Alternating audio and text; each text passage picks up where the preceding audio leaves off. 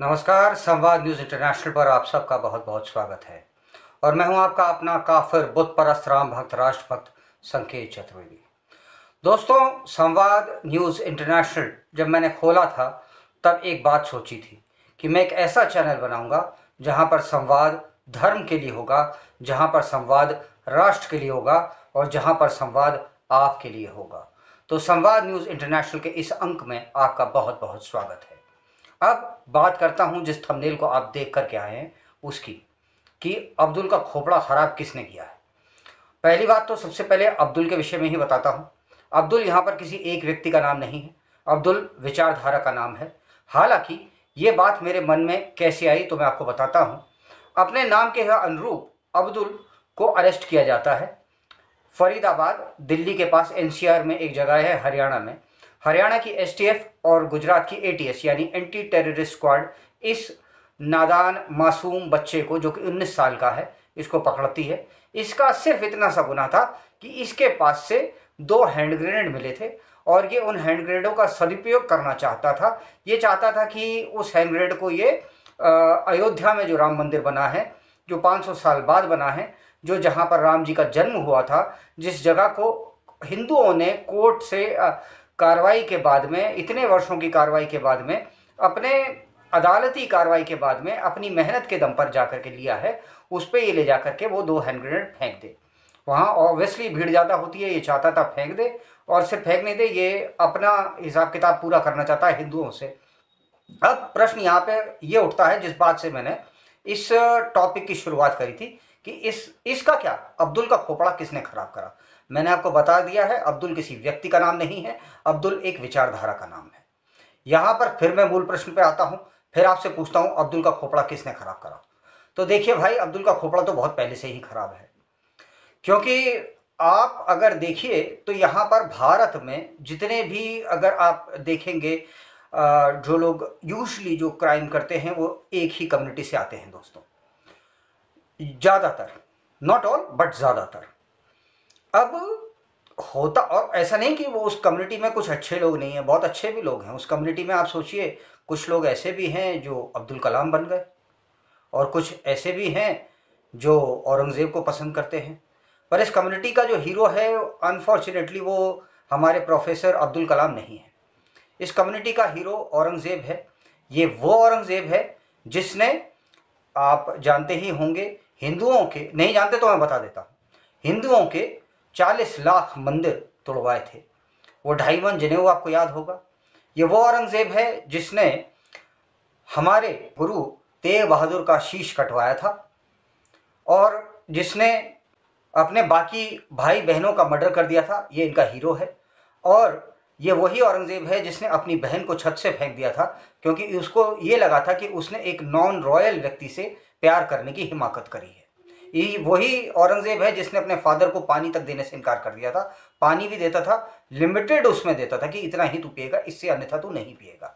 तो ऐसा आदमी जिन लोगों का हीरो हो, आप सोचिए, तो अब्दुल का दिमाग तो ऐसा ही होगा ना।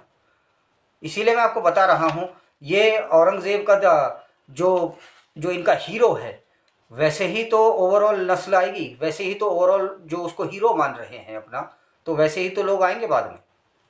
यही नहीं दोस्तों, इसके अलावा आप देखिए, आजादी के पश्चात, या यूं कहूं, चलिए आजादी से ही शुरू करता हूं, कि जितने ये अब्दुल हैं, इनका खोपड़ा क्यों खराब हुआ है। अब्दुल का खोपड़ा इसलिए भी खराब हुआ क्योंकि 14 अगस्त 1947 को कांग्रेस कहने लगी कि इस देश का बंटवारा हो जाना चाहिए, क्योंकि हिंदू मुसलमान साथ नहीं रह सकते। 15 अगस्त को सेकुलरिज्म का दम भरने वाली यही कांग्रेस कहने लगी कि कोई बात नहीं, जो बच गए हैं वो साथ रह सकते हैं। तो समझ में नहीं आया कि कांग्रेस का दिमाग 14 अगस्त को खराब था या 15 अगस्त को खराब था। 14 अगस्त को वो सच बोल रहे थे या 15 अगस्त को वो सच बोल रहे थे। वो सच कब बोल रहे थे? 14 अगस्त का सच था कि हिंदू मुसलमान साथ नहीं रहना चाहिए तो बंटवारा हो जाना चाहिए, या 15 अगस्त का सच था कि हिंदू मुसलमान, अच्छा, जो बच गए हैं वो रह सकते हैं। और सिर्फ रह नहीं सकते, प्रिविलेज देखिए हर चीज में। आपको वक्फ चाहिए, आप वक्फ लीजिए।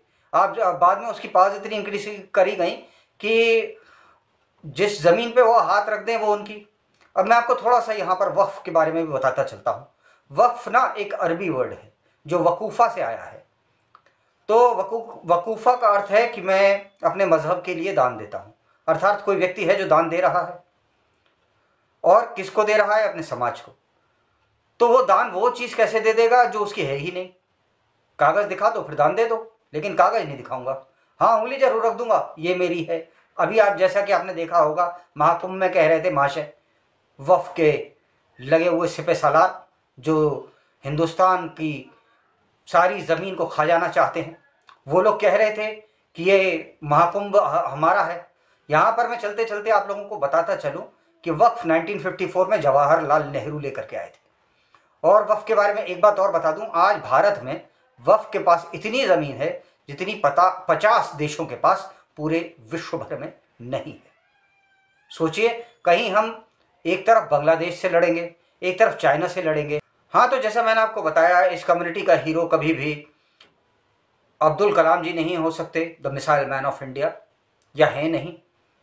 और कभी भी इनका हीरो जो है, अधिकांश से अगर आप पूछें, मैं सबकी बात नहीं कर रहा, अधिकांश की अगर आप बात जानने का, मन टटोलने का प्रयास करेंगे तो आप पाएंगे कि अधिकांश का हीरो औरंगजेब ही है।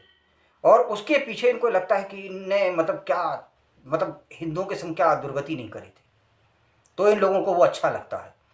आप सोचिए, ये वही औरंगजेब है जिसने संभाजी महाराज के नाखून जो थे वो निकलवा दिए थे, जीभ कटवा दी थी। ये वही औरंगजेब है जिसने उनकी आंखें फोड़वा दी थी। 1 महीने तक उनके प्रति अत्याचार करता रहा था, जानने का प्रयास कर रहा था कि इस्लाम कबूल लो, या यूं कहूं चाहत रहा था कि वो इस्लाम कबूल लें, और जानना यह चाह रहा था कि आखिर ऐसे धर्म में है क्या जो मजहब में नहीं है, जो आदमी कन्वर्ट ही नहीं होना चाह रहा। क्योंकि औरंगजेब, मुस्लिम्स तो बाद में आए थे वहां पर, जहां से औरंगजेब या बाबर आया था उज्बेकिस्तान से, वहां पर मुस्लिम जो था, इस्लाम जो था वो बाद में आया था। तो वहां पर ये लोग दरअसल ये जानने का शायद मेरे ख्याल से प्रयत्न कर रहे थे कि आखिर है क्या ऐसा इस धर्म में, जो हमने तो तलवार के दम पे शलवार पहन ली, इन लोगों को इतनी प्रताड़ना मैंने दी लेकिन फिर भी ये बदले नहीं। अब आप सोचिए, जिन लोगों का हीरो ये हो, तो उन लोगों का जो कर्म होंगे वो कैसे होंगे? उन लोगों से जो हमारे देश के अंदर ही बैठे हुए हैं और हमारे देश को समाप्त करना चाहते हैं। यहां पर एक बात आप लोगों को और बतानी भी जरूरी है कि अब्दुल का खोपड़ा क्यों खराब हुआ है। वो इसलिए भी खराब हुआ है कि जो हमारे यहाँ कानून निर्माता, तो नहीं कहूंगा क्योंकि कानून निर्माता का श्रेय तो डॉक्टर भीमराव अंबेडकर साहब को जाता है। और पहले तो मैं आपको बताता चलता हूं कि भीमराव अंबेडकर साहब ने अपनी पुस्तक में इन लोगों के विषय में क्या लिखा था। पाकिस्तान और द पार्टीशन ऑफ इंडिया, इस पुस्तक में पृष्ठ संख्या 251 पर डॉक्टर भीमराव अंबेडकर अपने विचार प्रस्तुत करते हैं, जो कि मुसलमानों के प्रति हैं। मैं आपको पढ़ के सुना देता हूं। भारत के मुसलमान कभी भी इस देश के वफादार नहीं होंगे। वो खुद को मुसलमान पहले और भारतीय बाद में मानेंगे। इस देश की तरक्की में मुसलमानों का बहुत कम योगदान है और हमेशा मुस्लिम देशों को भारत से ऊपर रखते आए हैं और रखेंगे। आगे डॉक्टर भीमराव अंबेडकर अपनी पुस्तक में पेज नंबर 325 पर लिखते हैं,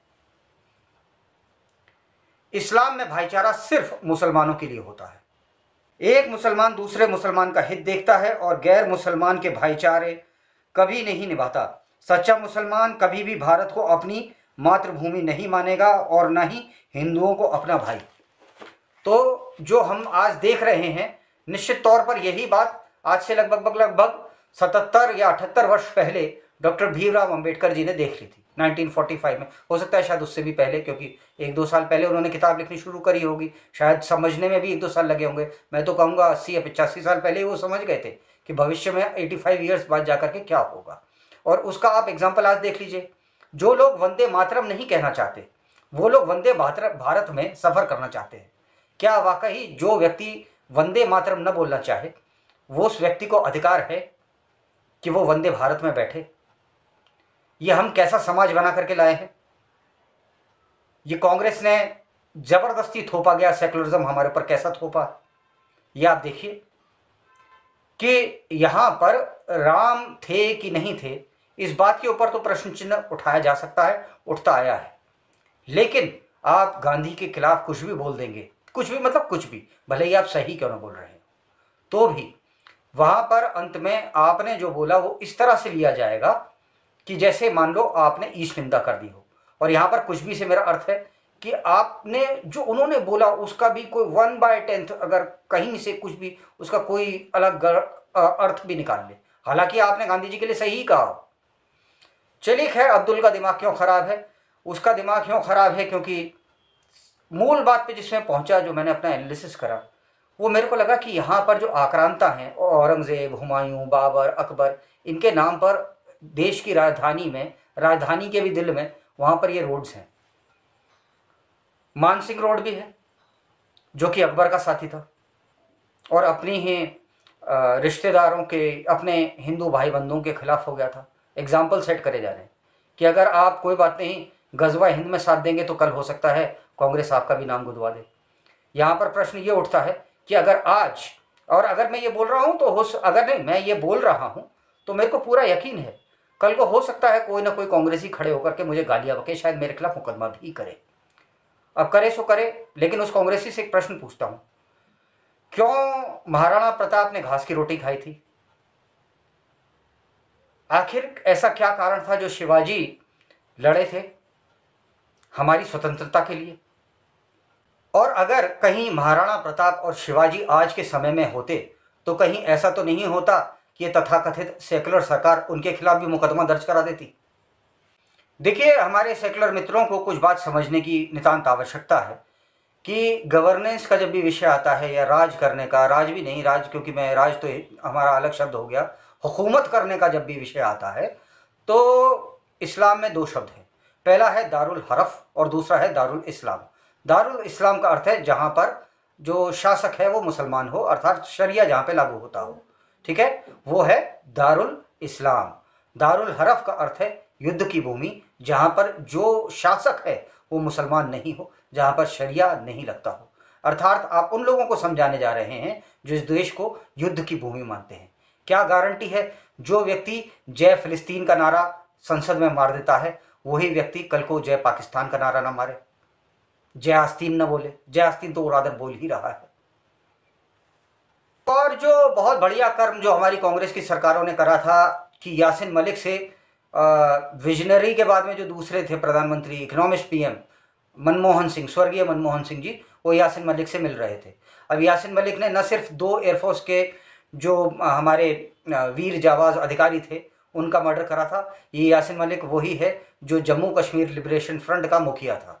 अब जम्मू कश्मीर लिबरेशन फ्रंट के इस मुखिया ने एक ऐसा कृत्य करके दिखाया था, या यूं कहूं इसके चाहने वालों ने, इसके मानने वालों ने इसकी बात की तस्दीक ऐसे करी थी कि वहां पर एक लैब असिस्टेंट बांदीपुरा में, कश्मीर में, उस वक्त में 1990 में हुआ करती थी, उनका नाम था टिक्कू। तो the forgotten tragedy of Girija Tikku was something like this, कि उनको उन्हीं के स्टूडेंट्स ने न सिर्फ उनका बलात्कार करा बल्कि उन नालायकों ने कि कहीं पहचाने न जाए इस डर से उनको 2 टुकड़ों में बांट दिया। अब जिस आदमी के इशारे पर, या यूं कहूं जिस आदमी के उकसाने पर, जिस आदमी के सिडिशन पर यह सब कुछ नाटक हो रहा था, उससे इस देश का प्रधानमंत्री मिलता है। और आप चित्र में देखिए, न सिर्फ मिलता है, गिफ्ट भी दे रहा है। सेकुलरिज्म की वजह से कश्मीरी अपने ही देश में शरणार्थी हो गए।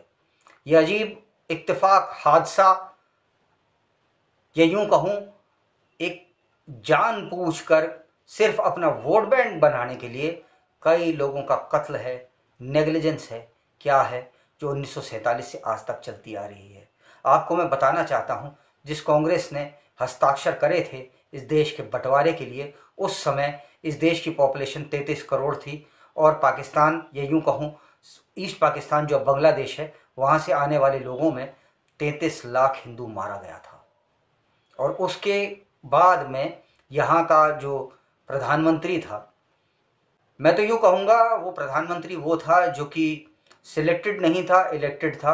और दुख की बात तो यह है वो इलेक्टेड भी बाय अंग्रेज था, इलेक्टेड बाय सिर्फ गांधी जी था, क्योंकि उसको अपने पार्टी के भी वोट नहीं मिले थे, गांधी जी ने जिद करके उसको बनवाया था। तो ऐसा व्यक्ति कुर्सी पे बैठता है और इतने जब कत्ल हो जाते हैं उसके बावजूद कुछ भी नहीं करा जाता, कुछ भी नहीं कहा जाता।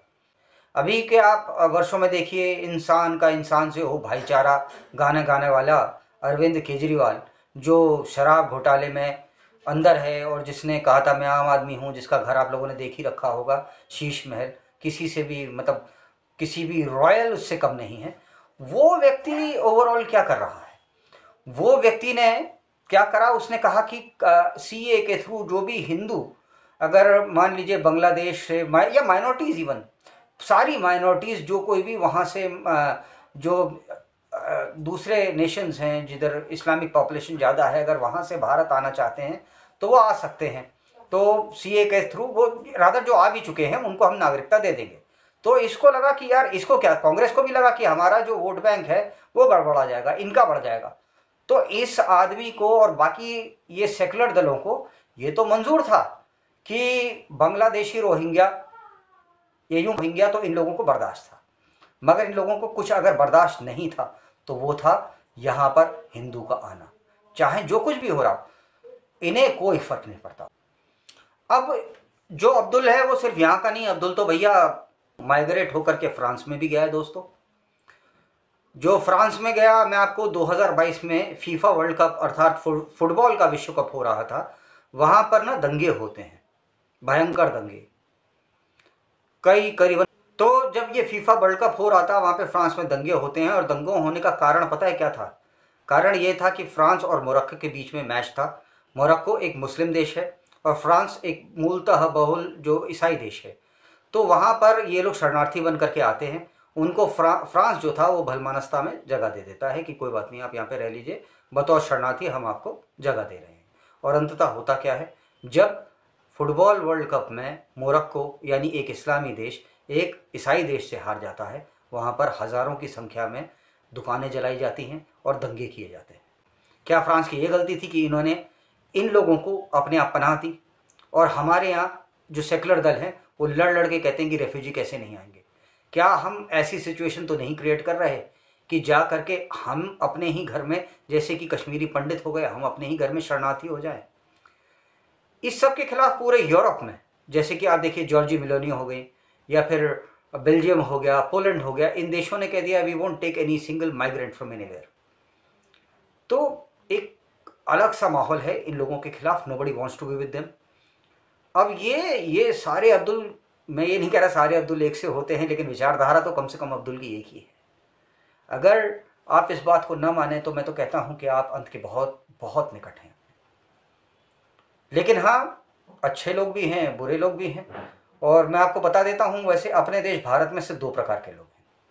पहले वो जो हिंदू थे, और दूसरे वो जो हिंदू हैं। यहां तीसरी कोई प्रजाति नहीं, बिल्कुल नहीं। तो यही बात कहते हुए मैं अपनी बात को पूर्ण विराम देता हूं। धन्यवाद, नमस्कार, जय श्री राम। सुरक्षित रहें, एक रहें, नेक रहें।